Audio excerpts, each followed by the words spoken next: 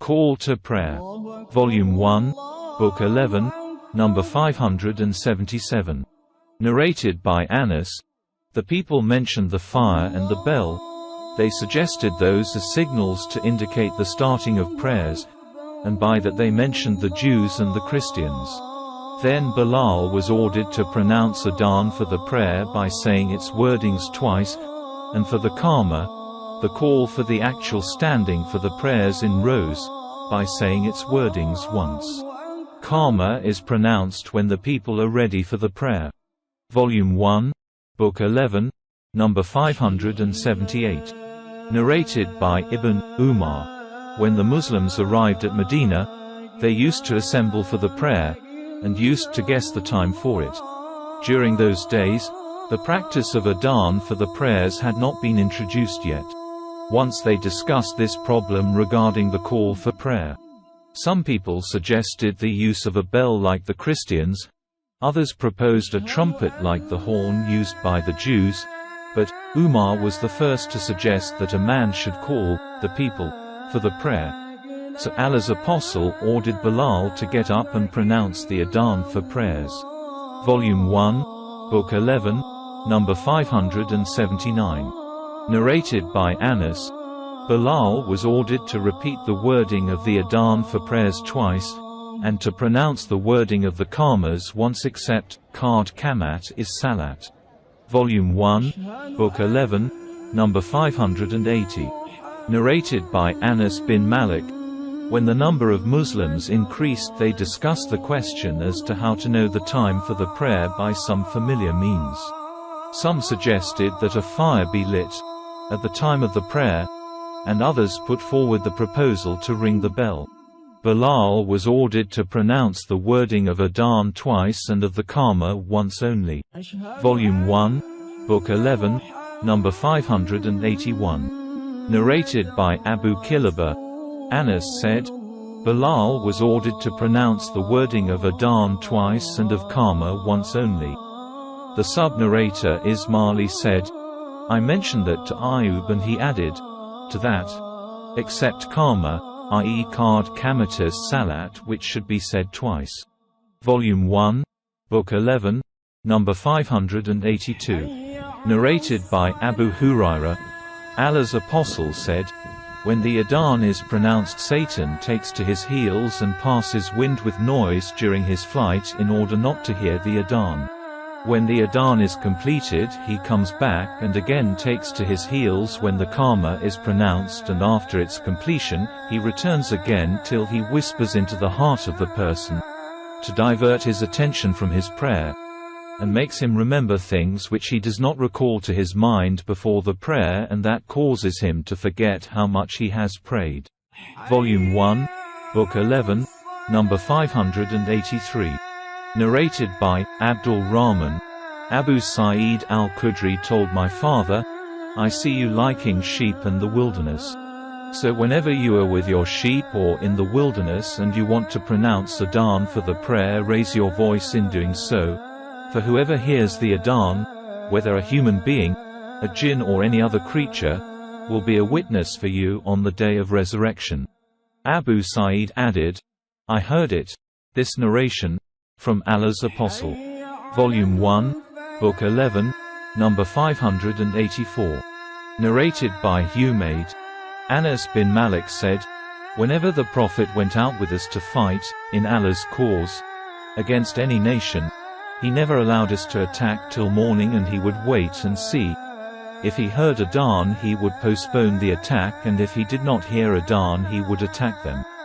Anas added, we reached Khaybar at night, and in the morning when he did not hear the Adhan for the prayer, he, the Prophet, rode, and I rode behind Abi Talha, and my foot was touching that of the Prophet. The inhabitants of Khaybar came out with their baskets and spades, and when they saw the Prophet, they shouted, Muhammad! By Allah, Muhammad and his army! When Allah's apostle saw them, he said, Allahu Akbar! Allahu Akbar! Khaybar is ruined. Whenever we approach a hostile nation to fight, then evil will be the morning of those who have been warned. Volume 1, Book 11, number 585. Narrated by Abu Sa'id al-Khudri, Allah's Apostle said, "Whenever you hear the Adhan, say what the Mu'adhin is saying." Volume 1, Book 11, number 586.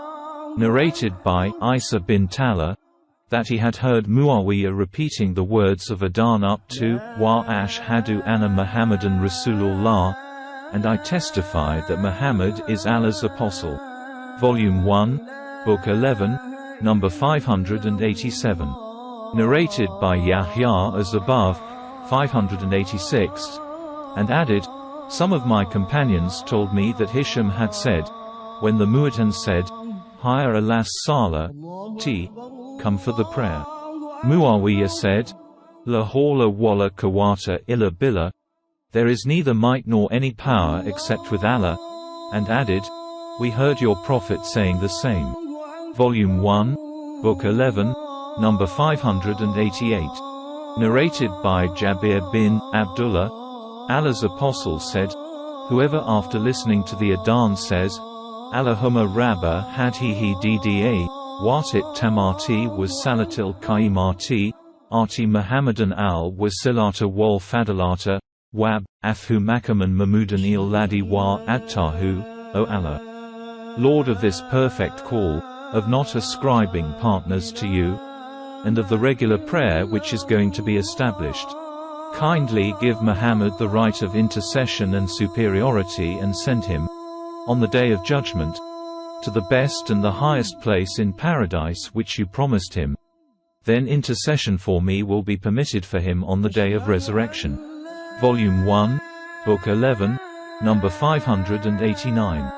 Narrated by Abu Hurairah, Allah's Apostle said, "If the people knew the reward for pronouncing the Adhan and for standing in the first row, in congregational prayers, and found no other way to get that except by drawing lots, they would draw lots, and if they knew the reward of the Zuhr prayer, in the early moments of its stated time, they would race for it, go early, and if they knew the reward of Isha and Fajr, morning, prayers in congregation, they would come to offer them even if they had to crawl." Volume 1, Book 11, number 590. Narrated by Abdullah bin al-Harith, once on a rainy muddy day, Ibn Abbas delivered a sermon in our presence, and when the Mu'adhin pronounced the Adhan and said, "Hayya ala as-salah, come for the prayer," Ibn Abbas ordered him to say, "Pray at your homes." The people began to look at each other, surprisingly. Ibn Abbas said, "It was done by one who was much better than I, i.e. the Prophet or his Mu'adhin, and it is a license." Volume 1, Book 11, number 591. Narrated by Salim bin Abdullah, my father said that Allah's Apostle said, "Bilal pronounces Adhan at night, so keep on eating and drinking, suhoor, till Ibn Maktum pronounces Adhan." Salim added, "He was a blind man who would not pronounce the Adhan unless he was told that the day had dawned." Volume 1, Book 11, number 592. Narrated by Hafsa, when the Mu'adhin pronounced the Adhan for Fajr prayer and the dawn became evident, the Prophet ordered a 2-rakat light prayer, sunnah, before the Qama of the compulsory, congregational, prayer.